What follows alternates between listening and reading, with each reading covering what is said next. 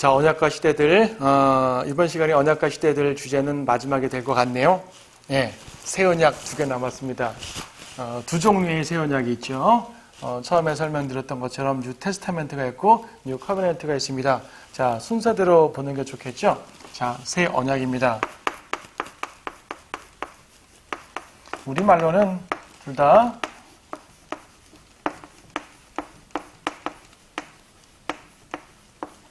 새 언약으로 번역되지만 내용이 좀 다르다고 말씀드렸을 것이에요.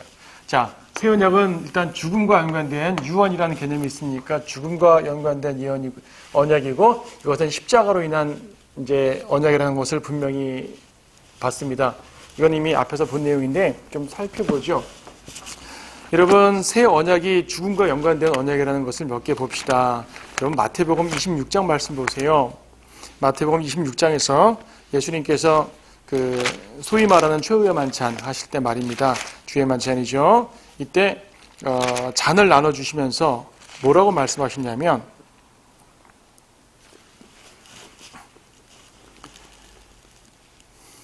27절 말씀 보세요. 마태복음 26장 27절. 또 잔을 가지고 감사를 드리는 후에 그들에게 주시며 말씀하시기를 이것을 모두 마시라. 이는 이것이 죄들을 사하심으로 인하여 많은 사람을 위하여 흘리는 나의 새 언약의 피이기 때문이라. 마태복음 26장 28절이에요. 자, 새 언약의 피라고 말씀하셨어요. 자, 피로 도장을 꽝 찍듯이 이제부터 새 언약이 발효되는 것이야. 근데 이게 언제예요? 죽으실 때지 않습니까? 죽으실 때. 자, 하나 더 보죠. 히브리서 9장. 히브리서 9장 말씀에서 여기도 피가 상당히 많이 나오는데요. 9장 22절에 율법에 따르면 거의 모든 것이 피로서 정결케 되나니 피 흘림이 없이는 죄사함이 없느니라 라고 말씀하셨어요. 피. 그리고 바로 위에 있는 15절부터 보죠.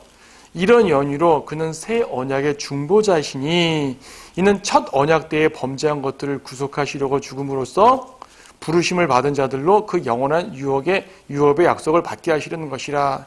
유언이 있는 곳에는 유언한 자의 죽음도 필연코 따라와야 하리니 유언은 사람이 죽은 후에야 효력이 있으며 유언한 자가 살아있는 동안에는 전혀 효력이 없느니라. 여기서 15절 새 언약 테스타멘트, 16절 유언 테스타멘트, 17절 유언 테스타멘트. 그렇죠? 자, 테스타멘트라는 개념으로 쭉 썼어요.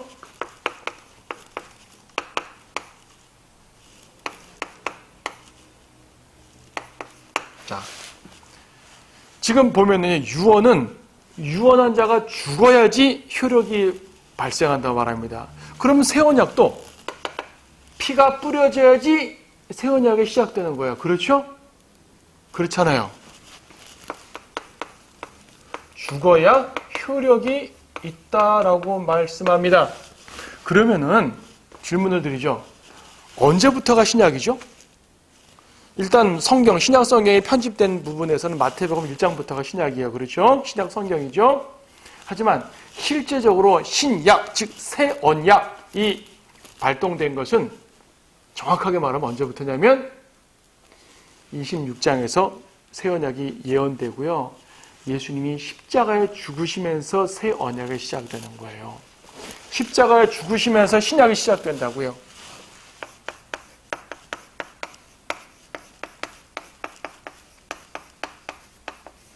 십자가부터 새 언약이 시작됩니다. 그러면 십자가 이전에는 구약이에요. 엄밀히 말해서. 예수님이 사역하시던 공생의 기간 동안에는 구약적이었었어요. 구약. 그래서 예수님도 안식일을 지키신 거예요. 바리새인들이 볼 때는 안식일을 파괴시킨 것 같지만 사실 예수님은 안식일을 지키셨거든요. 예, 지키시고요. 아직 구약적인 상황이니까 안식일도 지키시고 예수님 스스로도 할례도 받으시고요. 그다음에 11조도 언급하시고요. 이런 모든 것들이 아직 구약이니까 그런 것들을 말씀하신 것이에요. 한 번은 어떤 부자 청년이 유대인의 관원이었던 부자 청년이 예수님께 찾아와서 선생님 제가 어떻게 하면 구원을 받겠습니까? 라고 여쭈었더니 예수님께서 하시는 말씀이 그래 나를 믿어라 그럼 구원 받을 거야 라고 말씀하지 않으시고 뭐라 그러셨습니까? 율법을 지키라고 말씀하셨죠. 마태복음 19장 말씀 보시게 되면 마태복음 19장 16절에 이런 말씀이 있죠. 그런데 보라, 어떤 사람이 와서 주께 말씀드리기를, 선한 선생님, 내가 영생을 얻으려면 어떤 선한 일을 해야 하리이까? 라고 하니 주께서 그에게 말씀하시기를, 어찌하여 내가 나를 선하다고 하느냐? 하나님 한 분 외에는 선한 이가 없느니라. 그러나 내가 생명으로 들어가기를 원한다면 계명들을 지켜라 라고 말씀하십니다. 예수님이 계명을 지키라고 그러셨어요. 사도행전 16장 31절에서 사도 바울은 똑같은 질문을 받았을 때 주 예수 그리스도를 믿으라, 그리하면 너와 내 집안이 구원을 받으리라 라고 말씀하셨는데, 예수님은 율법을 지키라고 말씀하셨다고요. 계명을 지키라고. 왜? 이때는 아직 구약적인 상황이기 때문에 그렇습니다. 그러나 신약을 이루기 위한 과정이니까 신약 성경에 기록된 것이죠. 그래서 신약은 엄밀히 말해서 십자가 때부터 신약이 시작된다는 것을 알 수가 있죠. 자, 신약은 모든 것을 바꿔놨습니다. 신약은요, 개혁이라고 그래요. 개혁의 때. 히브리서 9장 10절 말씀 보세요.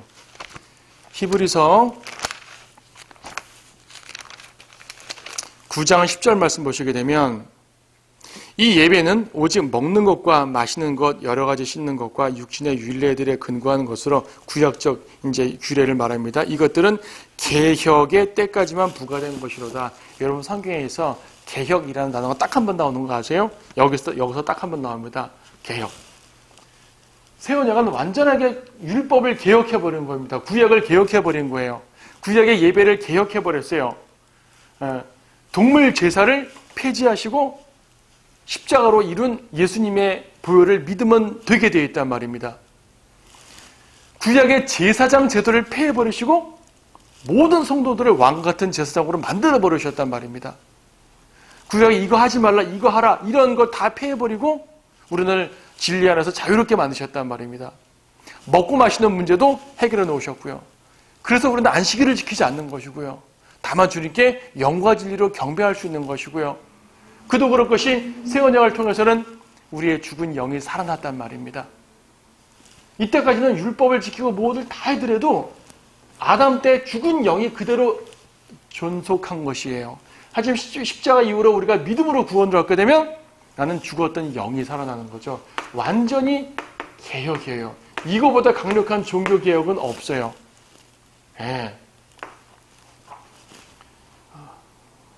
예배가 바뀌었죠? 제사장 제도가 바뀌었죠? 모든 규례들이 바뀌었죠?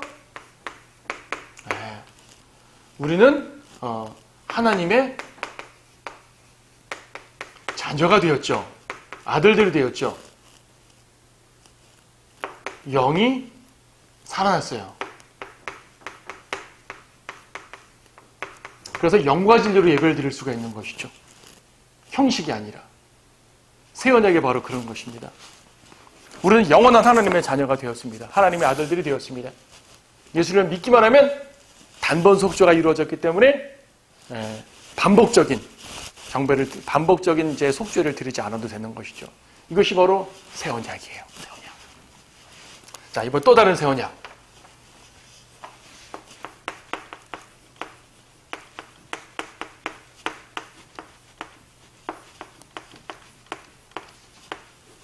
뉴 커비넌트로서의 새 언약을 보도록 합니다. 이 새 언약은 이 새 언약과 달라요. 자, 이 새 언약은 여러분 예레미야 31장 말씀을 보셔요. 예레미야 31장.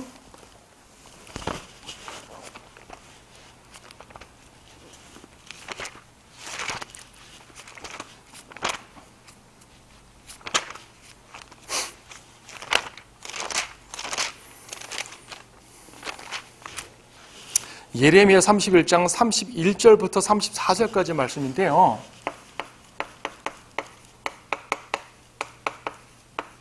자, 여기 보세요. 주가 말하노라, 보라, 그날들이 오면 내가 이스라엘 집과 유다 집과 더불어 새 언약을 맺으리니. 예레미야 때 맺혀진 게 아니라 맺으리니. 예레미야는 요때쯤 사람이에요. 요때쯤 사람. 예레미야는 요때쯤 사람인데 이때 새 언약을 맺었다가 아니라 맺으리니 미래에 맺는단 말입니다. 물론 예레미야의 관점으로는 이때 맺는 거라고 생각할 수도 있어요. 아닌 게 아니라 그렇게 보는 사람들이 꽤 많아요. 하지만 이 구절이 히브리서 8장에 다시 한번 그대로 반복되는데 그때도 여전히 미래에 속한 것으로 말하고 있습니다. 더욱더 중요한 것은 뭐냐면요. 31절에서 이스라엘 집과 유다 집과 더불어 맺는데요. 대상이 이스라엘이에요. 이스라엘 집과 유다 집이란 말은 남북왕국을 말하는 거니까 유대인을 말하는 거죠. 이스라엘 전체를 말하는 것입니다. 유대인과 맺는 언약이라고 말씀합니다. 이거는 누구랑 맺는 언약이에요? 우리 교회랑 맺는 언약이에요. 교회. 하지만 이것은 유대인과 맺는 언약이에요. 유대인과 맺는 언약. 그리고 32절 주가 말하노라 내가 이집트 땅에서 손으로 그들을 인도하였던 날에 그들의 조상들과 맺은 언약에 따른 것이 아니니 이집트에서 인도할 때 조상들과 맺은 언약이 무엇이죠? 그것이 바로 율법이었어요. 율법. 그러니까 새 언약을 맺는다고 말씀하시는데 앞으로 맺을 새 언약은 율법과 다르니 그 말이에요. 그럼 이걸 말하는 것 같잖아요. 율법과 다르니. 근데 보세요. 그것과 다 다른 것이 아니니 비록 내가 그들에게 남편이었지만 그들은 나의 언약을 파기하였느니라. 그러니까 이 율법 시대의 율법이라는 옛 언약 속에서 이스라엘과 그러니까 하나님과 이스라엘은 관계성을 맺었다 그랬잖아요. 아까는 관계성을 말할 때 하나님과 백성의 관계성을 말했는데 호세아에 보게 되면 남편과 아내의 관계도 있어요. 남편과 아내. 하나님의 남편 이스라엘이 아내입니다. 그런데 그들이 언약을 파기하였대요. 계약이니까 파기하는 거죠. 예, 백성들이 파기했습니다. 자, 이스라엘이 파기했어요. 과거 이때. 이스라엘이 파기해서 새 언약을 준다 했는데 이 새 언약을 말하는 것 같잖아요. 이스라엘이 파기해서 이 새 언약은 누구랑 맺었어요? 교회랑 맺었죠. 근데 여기서는 이스라엘과 다시 맺는데요. 그러니까 이 언약이 아닌 것이죠. 같은 새 언약이라는 말 썼지만 이 언약이 아니라 또 다른 언약인 것입니다. 과거의 언약과 같지 아니하니 새롭게 언약을 맺겠노라. 누구랑? 유대인이랑. 대상이 분명하잖아요. 33절. 자, 조상들이 유대인들을 파기했습니다. 그러니까 하나님께서 어떻게 하십니까? 33절. 주가 말하노라. 그러나 이것이 내가 이스라엘 집과 더불어 맺을 언약이 되리니 그날들 이후로 나는 내 법을 그들 속에 두며 그들의 마음속에 기록하여 나는 그들의 하나님이 되고 그들은 나의 백성이 되리라. 나는 그들의 하나님이 되고 그들은 나의 백성이 되리라. 이거 아까 율법에 레위기에 나왔었죠. 자, 레위기에서 그 관계가 형성됐었는데 그들이 파기해서 다시 망가졌는데 하나님께서 다시 이 관계를 세우시겠다는 얘기죠. 어떤 언약에서? 새 언약에서. 누구랑? 유대인이랑 세우겠단 말입니다. 이때는 하나님의 법이 마음속에 기록된 때입니다. 이때 하나님의 법은 어디 세워졌었어요? 율법, 돌판에 기록됐죠. 십계명. 돌판에 기록됐는데 여기 돌판이 아니라 마음에 법을 기록한다. 여기도 마음에 기록하면 이것 같아요. 꼭. 많은 것들이 유사합니다. 유사한데 헷갈리는 거예요. 왜? 이스라엘 배웠는다고 말씀하셨으니까. 34절. 그러면 그들은 각기 자기 이웃과 각기 자기 형제에게 말하기를 주를 알라고 더 이상 가르치지 아니하리니 복음을 전하지 않아요. 이는 그들 모두가 즉 그들 가운데 작은 자로부터 큰 자에 이르기까지 나를 알게 될 것이기 때문이요. 보세요. 이 부분은 교회 시대에 해당되지 않죠. 교회 시대에는 우리가 사람들마다 주를 알라, 주님을 제발 아시오, 예수님을 믿으시오. 계속 주님을 전하잖아요. 왜? 많은 사람들이 믿지 않으니까. 근데 여기서 뭐라고 되어 있어요? 이 언약하에서는 모든 사람이 주님을 알기 때문에 굳이 전하지 않아도 된다는 얘기입니다. 전파하지 않아요. 또 34절 끝에 내가 그들의 죄악을 용서할 것이며 그들의 죄를 더 이상 기억하지 아니하리라. 죄를 더 이상 기억하지 않는다는 말은 여기도 적용되는 것 같지만 여기도 적용돼요. 죄 기억 안 한다. 근데 대상이 누구예요? 유대인의 죄를 기억하지 않는다는 것입니다. 여기 믿는 자는 누구나 용서한단 말이고, 특히 이것은 유대인들의 민족적 용서. 네. 민족적 용서를 이루게 됩니다. 이스라엘과 맺는 새 언약이에요. 특별하게. 이스라엘의 마음의 법을 기록하시고요. 이스라엘 민족적 용서하십니다. 무엇보다 전파하지 않는 시대입니다. 모두가 주님을 아니까. 그때가 언제죠? 언제죠? 이때죠. 예수님이 재림하십니다. 눈에 보이게 재림하십니다. 누가 예수님을 안 믿겠어요? 모두가 예수님을 믿고 아는 시대입니다. 굳이 전파할 필요가 없어요. 역사 가운데서 진리를 굳이 전파하지 않아도 되는 시대가 있으니 그것은 바로 천년왕국 시대입니다. 주님께서 와서 직접 가르치시니까, 그러니까 와서 이제 통치하시니까. 그렇죠. 지금은 사람들이 안 믿으니까 예수님을 믿으라고 전하는 것이에요. 그때 모두가 주님을 보니까 안 믿을 수가 없어요. 믿음이라는 것은 보지 않는 걸 믿는 게 믿음인데 모두가 보니까 굳이 믿음이 필요 없죠. 자, 그래서 두 종류의 새 언약이 있는데 뉴 테스타먼트로의 새 언약은 바로 우리 교회를 향한 언약이라고 이해를 하면 되겠고요. 물론 모든 사람들이죠. 믿는 모든 사람들.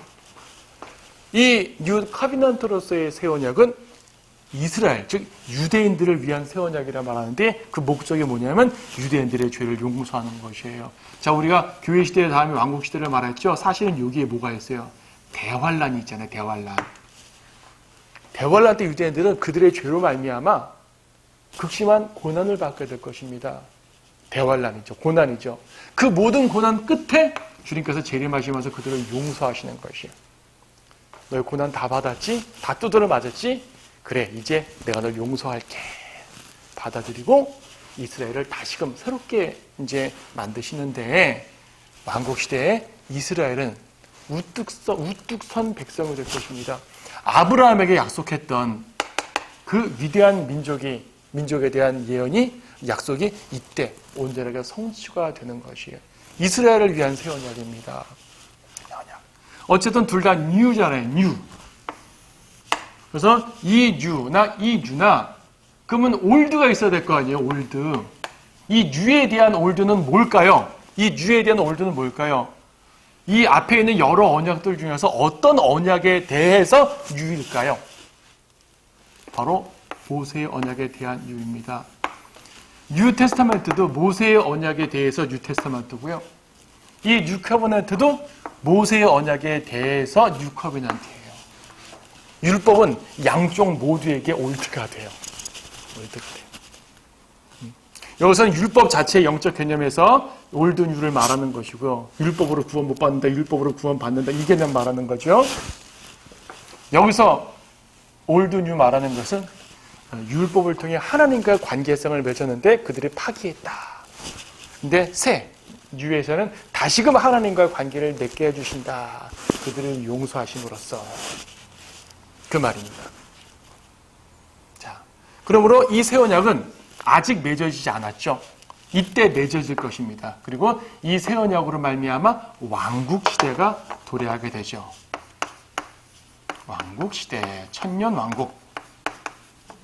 이 새 언약으로 말미암아 교회 시대가 도래하게 됩니다. 교회 시대는 은혜 시대라고도 말하게 되죠. 예. 교회가 중심이니까 교회 시대고 하나님의 경륜은 은혜로 이끌게 되니까 은혜 시대가 되겠죠. 자, 이 두 새 언약은 다소 복잡하긴 한데요. 우리가 커비넌트라는 개념으로 쭉 설명하는 부분에서는 유대인과 연관해서 왕국을 이루는 시대임을 이해하시고요. 테스타멘트와 연관돼서는 우리가 이제 율법에 대해서 예수님으로 말미암아 완전한 구원을 얻고 완전한 하나님의 백성이 되고 새 언약의 피로써 새롭게 모든 것을 개혁하게 되는 그러한 영적 개혁의 시대다라는 걸 이해하시면 되겠습니다. 자, 교회 시대와 왕국 시대의 차이. 여러분 이해하셨죠? 예. 다소 긴 시간 동안에 이 율법과 세대들에 대해서 설명을 드렸는데요. 이 과정에서 구원에 대한 각 시대의 차이도 언급드렸고요.